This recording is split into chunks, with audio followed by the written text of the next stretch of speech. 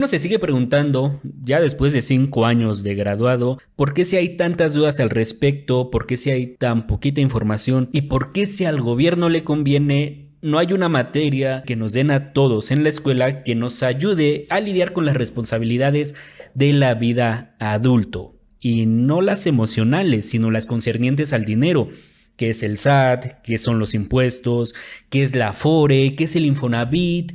¿Cómo emprender? ¿Cómo ahorrar? ¿Qué hacer con tu dinero? ¿Y cómo invertirlo? Y como también tengo hermanos menores que se van a graduar apenas de la universidad, decidí hacer esta miniserie para tratar de ayudarte, de aportarte un poquito a adquirir ese entendimiento, para que una vez que acabes la universidad o dejes la escuela, consigas tu primer empleo, sepas qué hacer. Por aquí vas a ver la lista de los temas que vamos a abarcar. Si tienes alguna sugerencia sobre algún otro que deberíamos de incluir, puedes hacerlo en los comentarios. Así que comenzamos. Lección número 1. ¿Qué es el SAT y los impuestos? Una vez que cumples 18 años ocurre un cambio abrupto. Ya eres un mayor de edad y por lo tanto tendrías que registrarte en el RFC. Aunque podrías hacerlo incluso siendo menor de edad desde los 16 años, vamos a dejarlo que a partir de los 18 años te tienes que registrar en el RFC. Esto lo haces con un previo registro en la página del SAT, que te genera un folio que posteriormente vas a tener que llevar a las oficinas del SAT con previa cita. Que por cierto, desde la pandemia no se han logrado normalizar, al menos no a la fecha de grabación. Sigue siendo complicado agendar una cita con el SAT. Incluso ya hay una aplicación que te recomiendo descargar, se llama Citas SAT, que te forma directamente a una fila virtual. Me han comentado que el tiempo de espera es de hasta 3 meses, por lo que esto lo puedes ir haciendo desde ya. Y estar registrado en el RFC no significa que ya vas a pagar impuestos por automático. De esto vamos a hablar más adelante.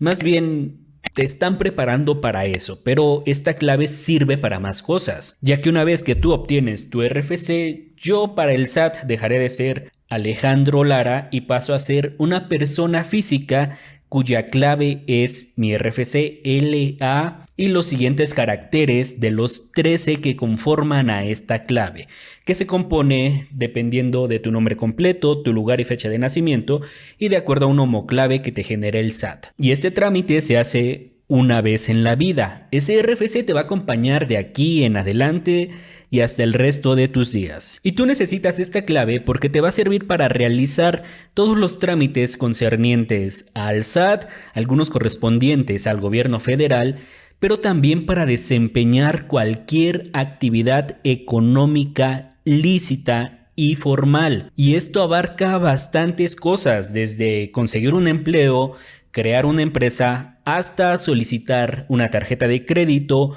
un crédito bancario o invertir, lo que inevitablemente te va a llevar al pago de impuestos. Y como en este canal trato de compartirte la información de la manera más rigurosa posible, ejercicio para el lector, vas a tener que leer este PDF titulado Lo que todo contribuyente debe saber. 194 hojas publicadas por la Procuraduría de la Defensa del Contribuyente que vamos a resumir en este video. Pues resulta que cualquier estado, en este caso México, tiene diversas actividades. Una de ellas es satisfacer las necesidades colectivas de carácter general. Y esto es bastante amplio. Va desde la protección de los ciudadanos, impartir justicia, asegurar el derecho de la propiedad privada, es decir, que tu casa es tuya, que tu auto es tuyo, que tu empresa es tuya, facilitar el comercio, proveer de servicios básicos como son la luz, el agua, las comunicaciones, construcción y administración de carreteras, ejes viales, servicios de salud, programas sociales y bastantes más. O al menos así tendría que ser en un mundo ideal. En la práctica bastaría con salir a la calle para darnos cuenta que el punto es que para lograr todo esto, el Estado requiere ganar u obtener ingresos. Y ahí es donde entramos nosotros, porque el Estado solo puede obtener ingresos de dos fuentes: ingresos tributarios e ingresos no tributarios. En los ingresos tributarios entran los impuestos, así que velo de esta forma: el impuesto es el tributo que pagas por vivir en tu país. Paguen sus impuestos.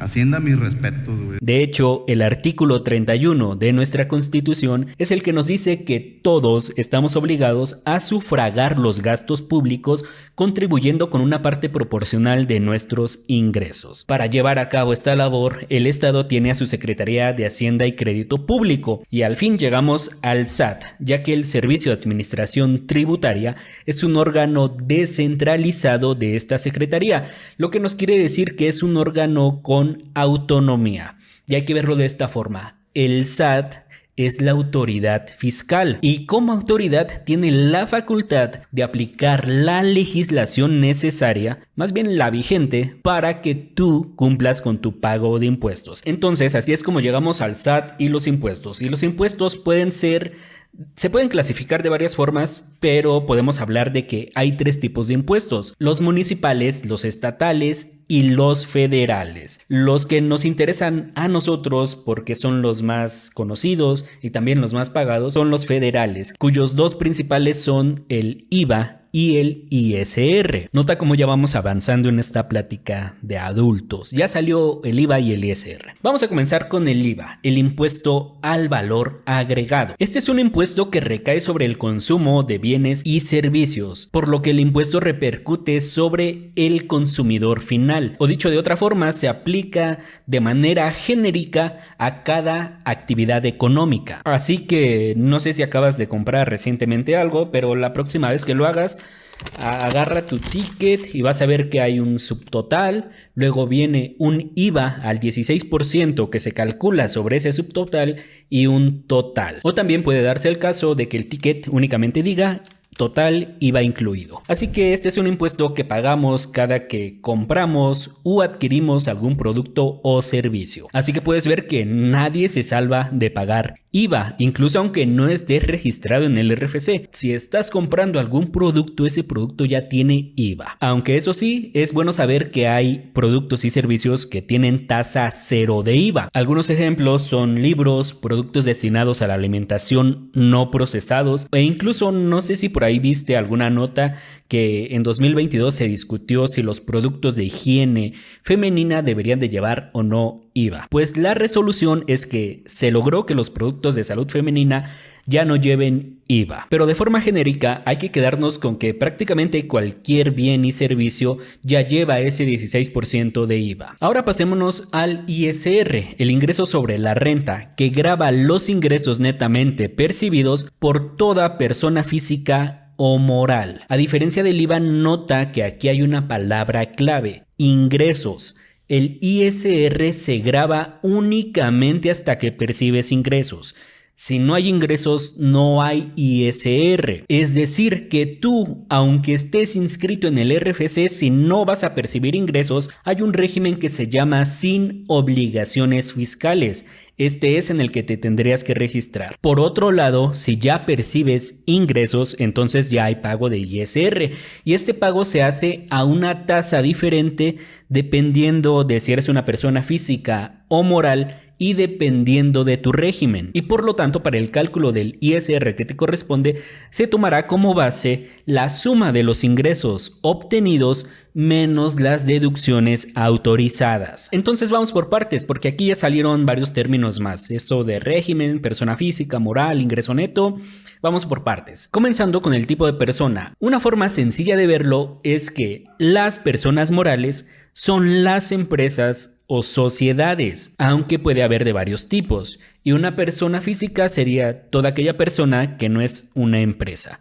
Por ejemplo, tú y yo. Pero nosotros seguramente nos dedicamos a cosas diferentes y por lo tanto también hay diferentes formas de obtener ingresos. Por esta razón es que el SAT crea sus regímenes tributarios, porque cada régimen abarca un tipo de actividad. Y esto es muy importante porque recuerda que el ISR se grava sobre los ingresos obtenidos menos las deducciones y cada régimen tiene reglas específicas sobre esas deducciones. Lo que sí podemos generalizar es que para las personas físicas la tasa de ISR depende del nivel de ingresos. Para eso tenemos esta tabla. Aquí vemos que esta tasa puede ir desde el 1.92% hasta el 35%. A mayor ingreso, mayor tasa. De modo que la tasa más alta la pagan aquellas personas que obtienen más de 3 millones de pesos de ingresos en el año. Y esta es la razón de que tú pagues un ISR diferente al que paga, por ejemplo, tu jefe, que puede percibir un ingreso mayor, pero puedes pagar menos impuestos aplicando deducciones autorizadas. Ya te había dicho que esto depende de tu régimen. Así que vamos a hablar de los regímenes, donde el más común y donde probablemente vas a estar cuando obtengas tu primer empleo es el de sueldos y salarios. Lo que va a hacer tu patrón es inscribirte en este régimen de sueldos y salarios. Este sería el régimen más común, el más sencillo y por lo tanto del que más vamos a hablar. Pero esto será después de un pequeño comercial. Ya te había comentado que el ISR se grava sobre el ingreso percibido menos las deducciones. Y en este caso el régimen de sueldos y salarios tiene una mala noticia para ti, ya que no hay deducciones de los gastos, por lo que inicialmente el ISR te lo van a descontar sobre el sueldo bruto percibido. Por lo tanto, en tu recibo de nómina habrá un apartado que dice sueldo bruto, después uno que dice retención de ISR y posteriormente ingreso neto o sueldo que ya pagó sus impuestos. Pero las personas que están en el régimen de sueldos y salarios sí tienen una forma de pagar menos impuesto y es a través de las deducciones personales autorizadas, que son las que estarás viendo en pantalla. Aquí entran, por ejemplo, honorarios médicos, gastos funerarios, intereses reales de hipotecas, colegiaturas de tus hijos hasta preparatoria, entre otros. Y para que puedas hacer válidas estas deducciones necesitas tu RFC, ya que vas a tener que solicitar factura de esos gastos. Aquí sí habría que hacer una diferencia porque a veces genera cierta confusión entre solicitar una factura y emitir una factura. Una persona emite una factura cuando presta o vende algún producto o servicio y por lo tanto va a percibir un ingreso. Hay regímenes que no te permiten emitir facturas. Este es el caso del régimen de sueldos y salarios. Bajo este régimen tú no tendrías por qué emitir facturas, pero sí puedes solicitar facturas por los gastos que estás haciendo. Y aunque podrías solicitar una factura por prácticamente cualquier gasto que hagas, lo recomendable es que la solicites únicamente por los gastos que corresponden a las deducciones personales autorizadas, las mismas que ya te había comentado. Para solicitar esta factura te van a pedir tu nombre completo, tu RFC y algunos otros datos. Lo importante es que para que esta factura sea válida, además de que los datos deben estar correctos, debes pagar el gasto por un medio electrónico, ya sea transferencia o haciendo el pago con alguna tarjeta de débito o de crédito a tu nombre.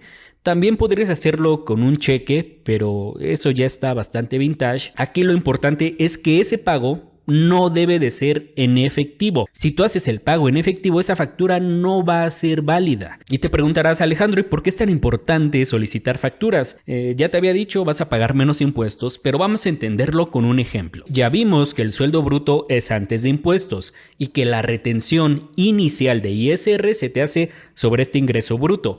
Porque el SAT, como quiere que le pagues tus impuestos, le dice a tu empleador: tú vas a ser el encargado de hacerle las retenciones provisionales de ISR a cada uno de tus empleados y me las vas a pasar a mí, el SAT. Eso sí, indícale en su recibo de nómina cuánto ISR le estás reteniendo y dale su ingreso neto. Ya vimos que esta tasa se calcula conforme a esta tabla, pero una forma más sencilla que incluso tú podrías hacerla de calcular cuánto ISR te pueden o te van a descontar es ingresando a una calculadora de ISR como la que estamos viendo. Vamos a hacer un ejemplo con un sueldo bruto de 12,000 pesos mensuales. Ingresando los datos vemos que tu patrón te tendría que hacer una retención de ISR de 1,169.56 pesos. Este dinero se lo manda directamente al SAT por ti y hace la declaración correspondiente y por lo tanto a ti te va a entregar ganar 10,839.44 pesos de ingreso neto o libre de impuestos. Esto mismo sucedería durante todo el año, por lo que para este ingreso en total te van a retener 14,034.86 pesos de ISR. Y a partir de aquí hay varios supuestos. Algunos de ellos los podemos ver en esta imagen, donde nos dice que si tú ganas menos de 400,000 pesos en el año y trabajas durante todo el año para el mismo patrón, podrías no preocuparte por presentar tu declaración anual, porque tu patrón lo va a hacer por ti. Aquí ya sale un nuevo término, declaración anual. Esta declaración sucede por ahí de abril de cada año y es como sentarte con el SAT y decirle: esto es lo que percibí todo el año, todos los pagos de ISR que ya te hice, y conforme a tu tabla estamos a manos, pero puede haber otros dos supuestos. Conforme a la tabla le debes dinero al SAT o el SAT te debe dinero. Le podrías deber más dinero si es que obtuviste un ingreso adicional, pero en el otro caso el SAT te podría deber a ti dinero si es que tuviste deducciones autorizadas. Si este es el caso, entonces te conviene a ti presentar por cuenta propia tu declaración anual cada año, porque te van a regresar dinero. Vamos a entenderlo nuevamente con ejemplos. Para el mismo sueldo de 12,000 pesos mensuales, supongamos que, no te lo deseo, durante el año tuviste un accidente y pagaste 10,000 pesos de honorarios médicos. Además, compraste unos lentes nuevos que también entran dentro de esos gastos, que te costaron 3,000 pesos. E hiciste aportaciones voluntarias a tu Afore por 2,000 pesos. Por todo esto pediste una factura, por lo tanto clasifican como deducciones autorizadas que en total suman 15,000 pesos y tú ganaste 144,000 pesos en el año. Ahora hay que recordar que el ISR se grava sobre el ingreso obtenido menos las deducciones. Tu nuevo ingreso gravable son 129,000 pesos, por lo que entrando nuevamente a la calculadora nos arroja un ISR de 11,445.05 pesos, pero tu patrón te retuvo 14,034.86 pesos, así que estamos viendo que hay un problema. Te retuvieron más ISR del que realmente te correspondía. Entonces, en tu declaración anual, tú le vas a decir eso al SAT, que esto se hace a través del portal que habilita cada año, porque dentro de este sistema van a venir cargadas esas facturas y el propio SAT hace el cálculo por ti, y ese cálculo en este supuesto va a arrojar que el SAT te retuvo poco más de 2,500 pesos de más de ISR, por lo que te va a decir: pásame tu cuenta bancaria, te voy a regresar tu dinero. Esto es algo de lo concerniente al régimen de sueldos y salarios, y cada régimen va a tener sus propias deducciones.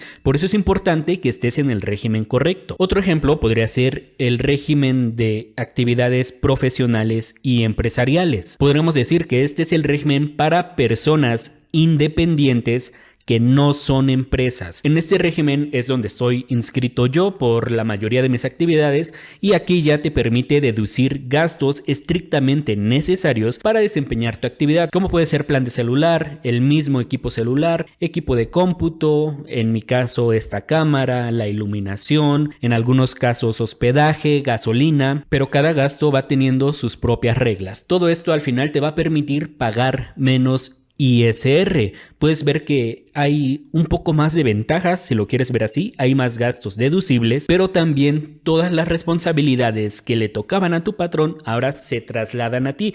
Eres tú el que tiene que presentar su declaración mensual de ISR, su declaración definitiva y mensual de IVA, si te corresponde la declaración semestral y por supuesto la declaración anual. Pero te digo que además hay bastantes formas de obtener ingresos. Por ejemplo, puede ser una persona que obtiene ingresos al arrendar un inmueble. En este caso tendrías que estar inscrito en el régimen de arrendamiento. Y también hay régimen, por ejemplo, si obtienes ingresos por dividendos, ya sea de empresas nacionales o extranjeras. También si haces compraventa de acciones, está el régimen de enajenación de acciones. Cuando inviertes en algún pagaré bancario o en alguna cuenta de ahorro o en CETES, obtienes ingresos por intereses. También está el régimen de ingresos por intereses, y esto es importante porque de las inversiones hablaremos en otro video. Aquí lo importante es que sepas que los regímenes no son excluyentes. Tú podrías tener uno, dos o más, siempre y cuando sean compatibles. Por ejemplo, en la etapa en donde yo todavía tenía mi empleo formal y estaba comenzando con mi emprendimiento, tuve simultáneamente el régimen de sueldos y salarios y el régimen de actividades profesionales. En la actualidad tengo el régimen de actividades profesionales y además de intereses, dividendos, enajenación de acciones, arrendamiento y creo que nada más. Quizás tú vas a comenzar en el régimen de sueldos y salarios y ya vimos que ese es el más sencillo de todos. Y eso sería todo para este primer video. Te recuerdo por aquí que va a incluir esta miniserie. Si crees que debemos agregar algún otro tema, te estaré leyendo en los comentarios. Y si eres nuevo por aquí y estos temas te interesan, te gusta el video, te invito a considerar suscribirte picándole a este pequeño botón que vas a ver por aquí. Es gratis. Sin más, yo soy Alejandro Lara. Nos vemos en el siguiente.